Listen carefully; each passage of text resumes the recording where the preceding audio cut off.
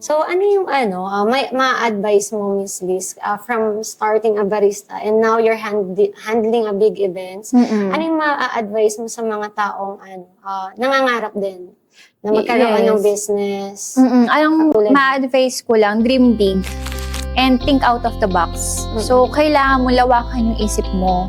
Hindi kailangan doon na nandun ka lang, sanay ka na sa ganitong trabaho, okay ka na, kontento ka na. Okay naman, maganda naman makontento talaga. Pero kung alam mong may magagawa ka pa at kaya mo pang i-extend yung strength mo, gawin mo. Try mo lang, 'di ba? Try mo lang, wala namang mawawala eh. Kung mawalan ka ng puhunan, edi lesson learned. Balik na lang ikaw ulit dun sa ginagawa mo. Pero at least you tried.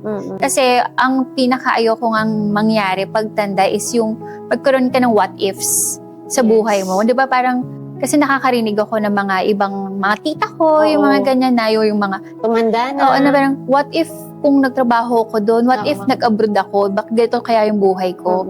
Yung mga ganun. So, yun yung mga, sabi ko, dapat naiwasan yan kung na-try nila. Di ba? At least, iba yung what if sa buti na lang ginawa ko.